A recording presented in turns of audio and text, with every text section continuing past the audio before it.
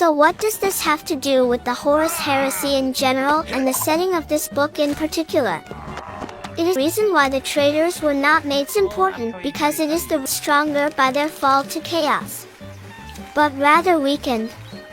They became slaves.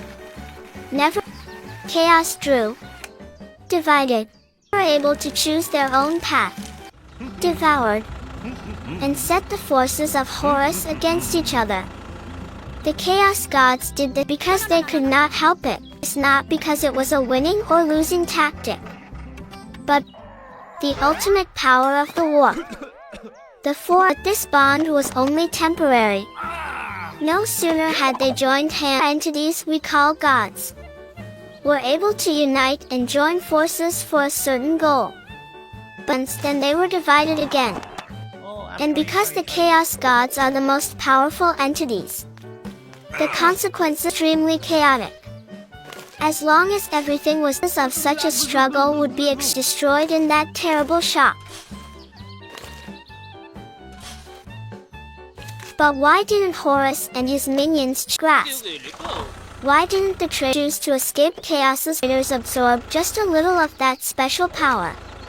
But in return they would be able to focus more and unite under the same ideal? No choice. Once someone gave in to because once chaos had taken control of them, they had chaos's grasp. Thoughts and emotions began to resonate and amplify in harmony with the powerful currents of the evil gods. By falling deeper into its embracing embrace, the clutches of chaos could only be lightened by the characters fell into chaos's trap. But the abyss was not a straight line. They struggled to escape it. They were slaves. But each choice only took them deeper. There was no chance for Horus's army. Corrupted by their own choices and separated from each other by murder and betrayal. Once chaos has taken hold of the thread of mortal destiny, it manipulates the emotions of its victims to its will. Till the prey is completely consumed in an endless loop. Resentment becomes rage and cruelty, earning the favor by nurturing them. And even if the poor soul tries to fight for its fate, it will still fall. Falling to the side of chaos does not require to prove it. Consider the words of demon Samus in the first Horus Dark Gods Heresy novel.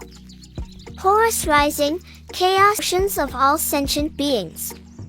Korn does not exist because people worship him as a god of blood. It is all around you, it is beside you, it is you. The Chaos God's immense power comes from the emotion and war.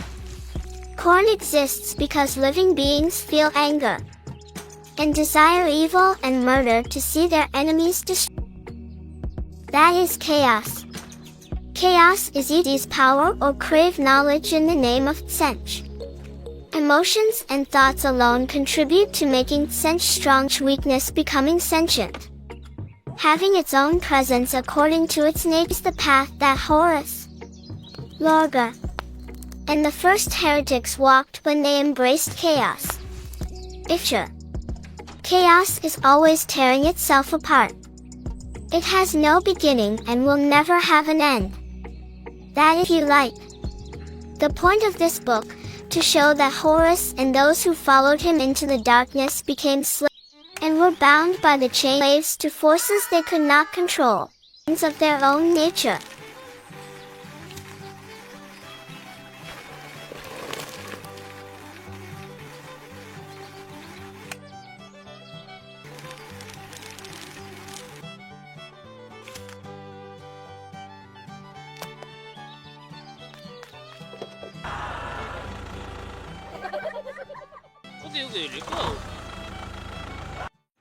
Inquisitor coat has, Torquemada coat, as always carries a burning desire burn, kill all demons, as always refuse methods that involve physical strength spirit wherever they appear, unlike its Ordo Malleus colleagues coat, spiritual power warp power, and determined to cut down those who is not pure enough. That's why Inquisitor Laerdian, Kotaz's teacher, killed by his to their commander as they are to Coat. Military defense force be as loyal as how many gangsters are under Coat as his protection. In return they are his watchful eyes. Deaths come very easily. Insiders looking in would think Coat as in Formosa, and people should know better and stay silent. Outside was drunk on power, but his goal was not to claim the title of king. The governors still kept their seats and governed the planets without being managed or interrupted by threats, and it was the most effective method of protection, because work could very quickly signal if 2 out of 3 random people were from Coat, as how could those who betrayal dare to cough? Just like that, enemies within chaos. Few people can do that because the kingdom of Coat has prospered for a long time, while the entire Imperium is threatened by as he is wholeheartedly devoted to his desires. He rarely slept and spent most of his time reading reports or leading troops to fight or invade Formosa.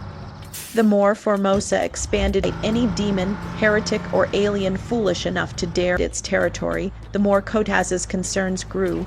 He is now old, and like any other old man, he worries about his career without anyone taking. That's why Coat as went out to find clarity of purpose. Clone technology forgotten, or alien technology, any way to prolong life, any way but one. Coat as clearly understood that what he was part of him wanted this looking for could easily be obtained thanks to demon, just need to summon and bind proper easy way, and that desire grew stronger day by day, but Coat as persistently resisted, at least for a while now.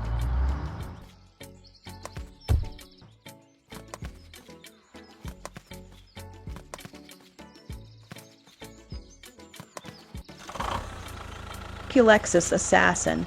Under the Officio Assassinorum there are many temples, of which 6 main temples are always Permdicare, Eversur, and Vanit. Calidus, Venenum, Culexus, Vinus. Each temple has its own characteristics and strengths. For example, Calidus is a master of counterintelligence and intelligence, while Culexus is the most feared and hated talented snipers. Mean temple because of its harshness and danger. The assassins of Culexus are among the most sinister and formidable Eldar, describing them as the embodiment of pure evities in the service of the Imperium, with even the warlocks of the evil.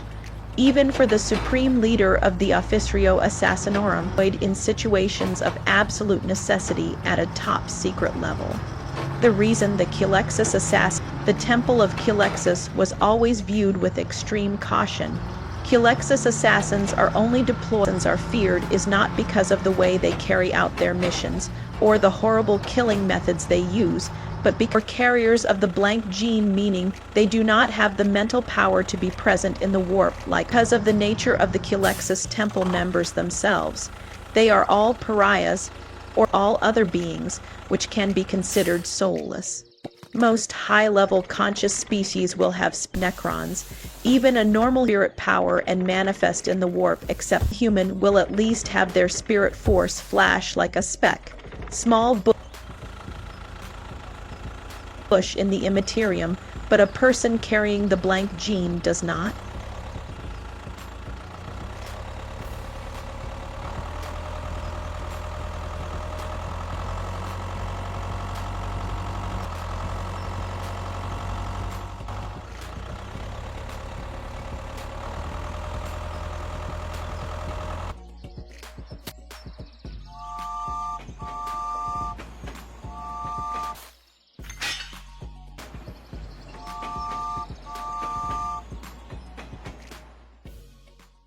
Once upon a time, a demon performed a long and difficult tapasya.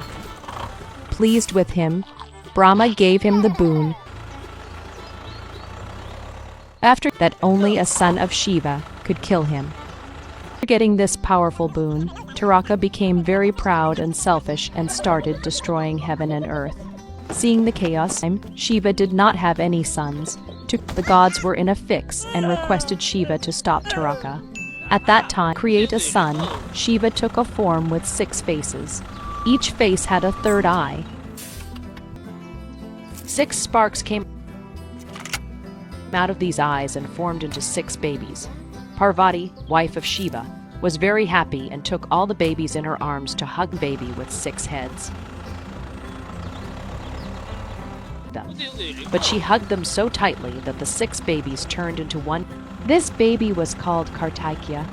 Kartikeya was a strong boy and went with an army of gods to fight with Trolley. Kartikeya is Naka and killed him, since then known as the god of war.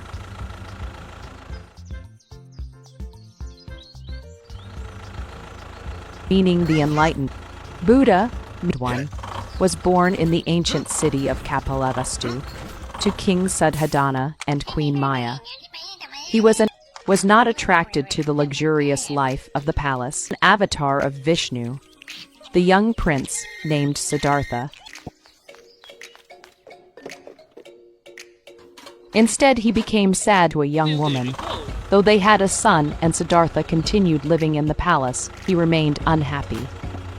Seeing misery of the common man, seeing his son lose interest in worldly matters, Suddhodana married Siddhartha. One day, leaving his family behind, he walked or eternal peace. He traveled all over out of the palace to lead a hermit's life in the forests. Under the Bodhi tree in Gaya, he achieved nirvana in India and began spreading his message. Buddhism is the name of the religion that is based on the teachings of Buddha. Ganesha, the pot-bellied elephant god, loved food and could spend an entire day eating. Once on a moonlit night, after stuffing himself with his favorite sweet, the lad Vahana, a tiny rat, the rat could not bear his weight and tripped. Ganesha fell on the ground with a thud and broke a tusk. The moon laughed, seeing this funny sight. He went for a ride on his. Seeing the moon mocking him, Ganesha got angry. He cursed the moon, saying that any man who looked at the moon realized its mistake and begged Ganesha to remove the curse. Moon on Ganesha Chaturthi, the birthday of Ganesha, would be wrongly blamed. But Ganesha was adamant. Finally, after a long time, Ganesha gave in and reduced the punishment. He could not take back his curse to win back his good name.